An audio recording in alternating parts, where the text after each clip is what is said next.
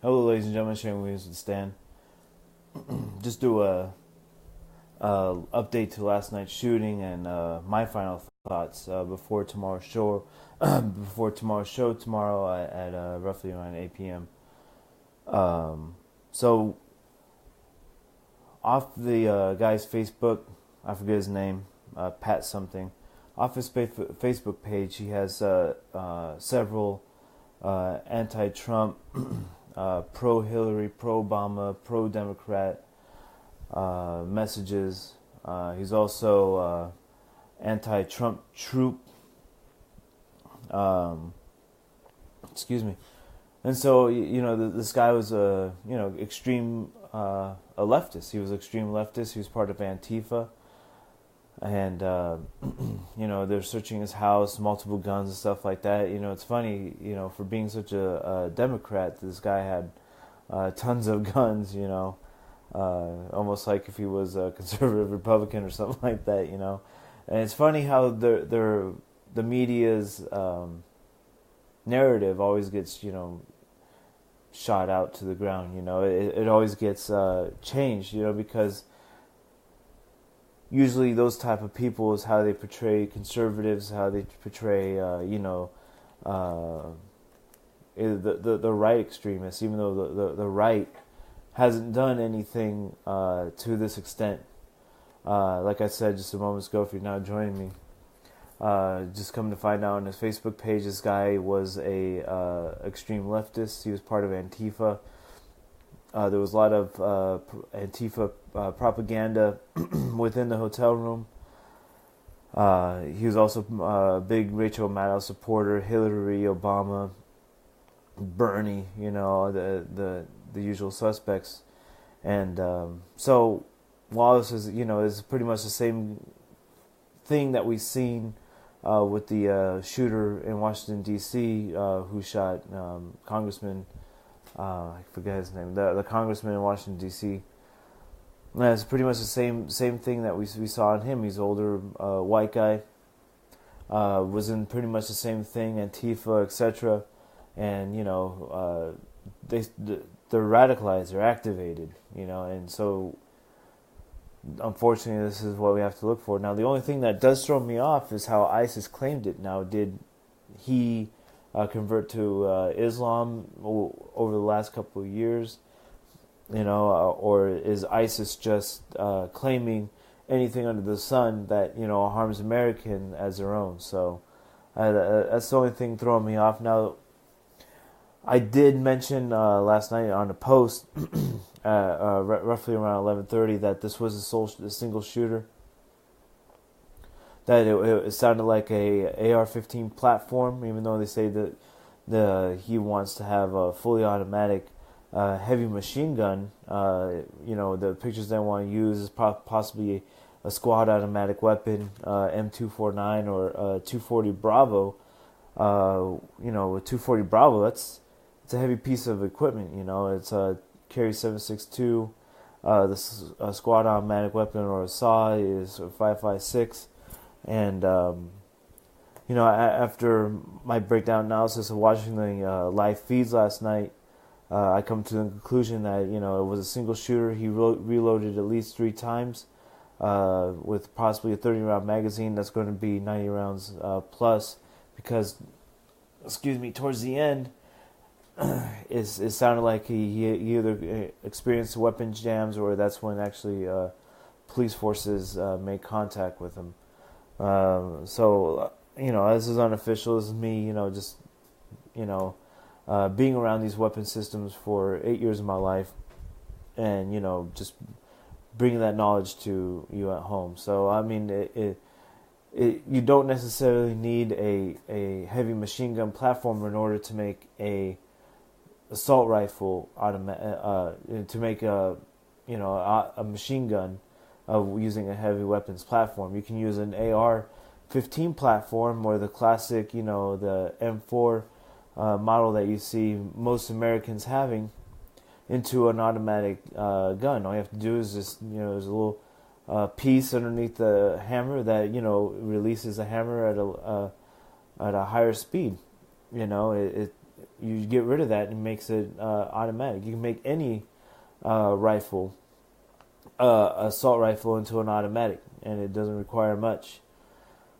So, they want to say, oh, you obtained these illegal machine guns, which, there's been the narrative of the left this entire time, to try to take away our guns, and they're going to keep using this as a gun grab. I truly believe that, because they've been pushing and pushing and pushing for years now, and what makes them think they're not going to stop now? This is just another piece of wood to the fire. So, of course, they're going to try, like I just said, they're going to try to use this as a gun grab and everything else. Are we going to see more of this? More likely. I think security systems throughout Las Vegas have, been compromised, and they have to really rewrite the rule book when it comes to security in Las Vegas and how they operate.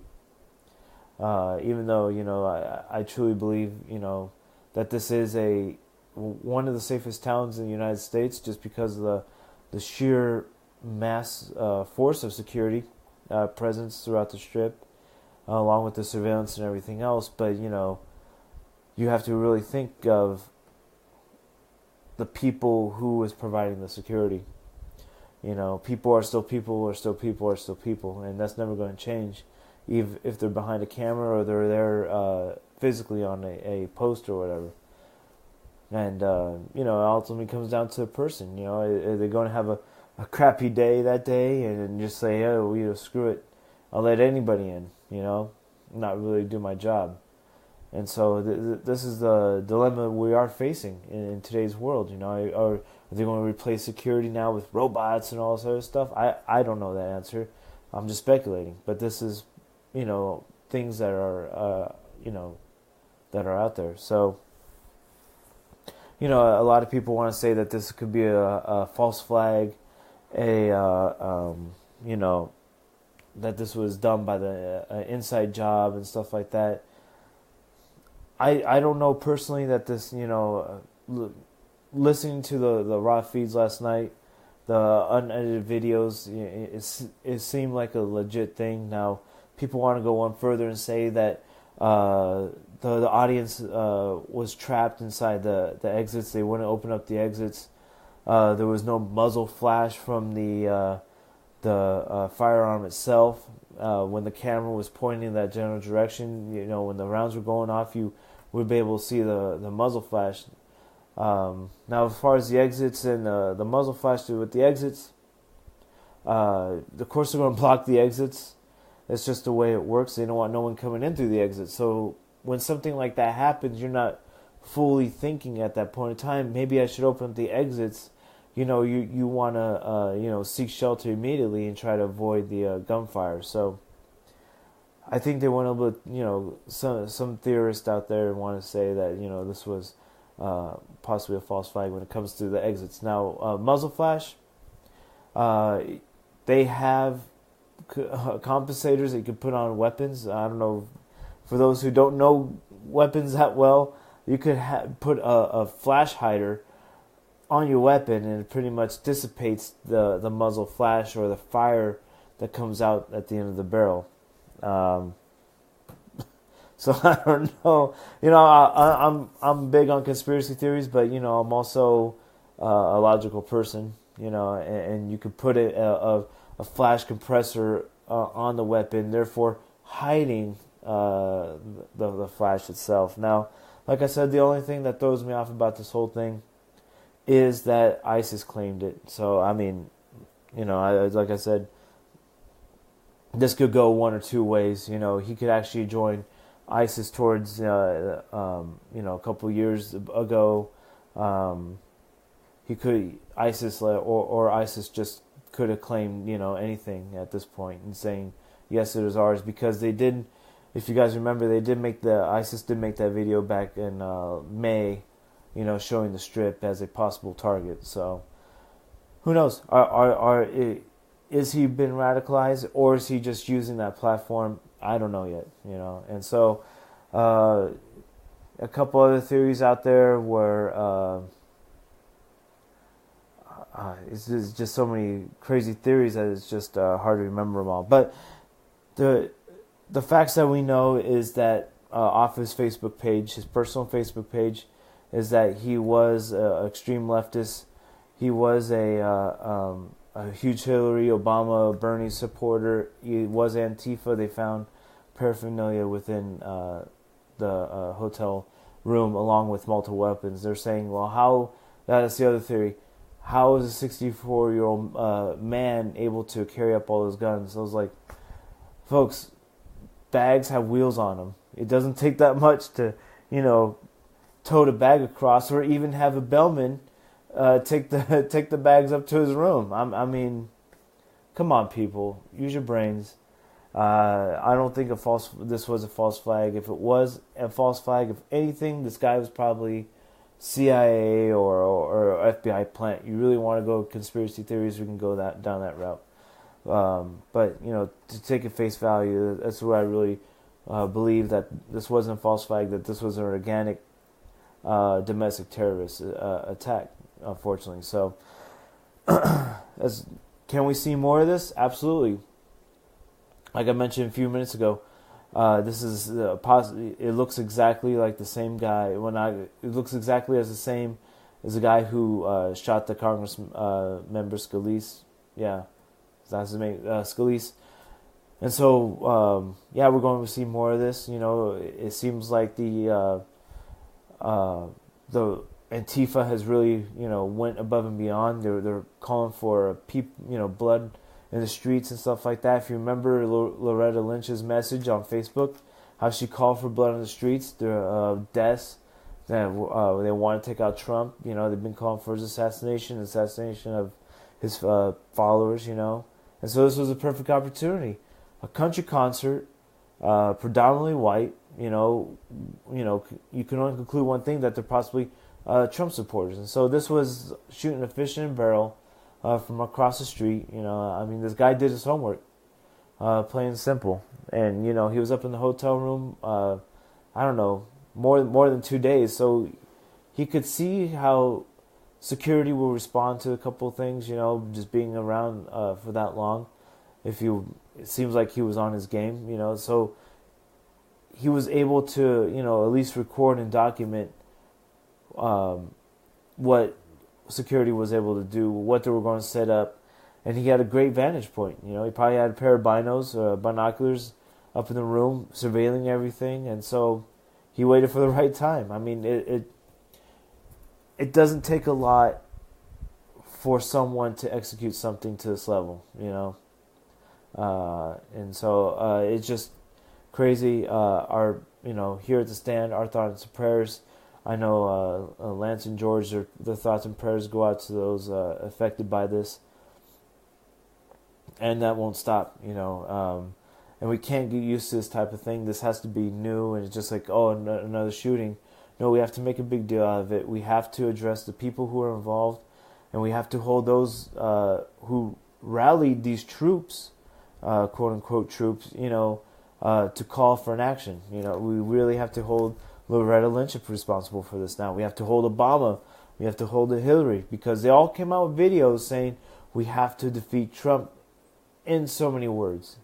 And so we as the conservative side have to really raise our voices, come together, and stop being individuals, and that's the way we're going to beat this thing. And I know a lot of people are scared and concerned what's going on. And we just have to use this as a tool and to get through this as a community and as a whole and as a society and individuals, humanity, because they're trying to change the narrative to fit their needs. And so, in order for our lifestyle to go on, we have to, push and be that louder voice, unfortunately, which they got to speak. I'm talking for all conservatives, whatever your party may be, because of the conservatives, is ultimately the ones who are getting in the way. They're not inclusive. I say that loosely. It's funny. I think they, through inclusiveness, they exclude people. But that's a story for a different time. So we'll get George's and Lance's breakdown tomorrow. Again, tomorrow at 8 p.m. roughly. Soon our new time. Just trying to get everything prepped for the show, so you don't sound like a bunch of bumbling idiots. So join us tomorrow with Lance's George breakdown of not only the shooting that happened last night, unfortunately, but as well as the other craziness that's happening around the world, other news, NFL news, and so forth. So join us tomorrow. Take the stand for liberty. Check out the site and help support the broadcast. Share this link and share all the other links on our Facebook page and our website. So again, bless those who has been affected by the shooting last night, and hopefully, their families a speedy recovery, and those who actually died, I hope they reached heaven. So, again, good night, ladies and gentlemen. We'll see you tomorrow night, 8 p.m. Taking the stand for liberty, and help support the broadcast, folks. We need to come together now more than ever. So, take the stand, and we'll see you tomorrow.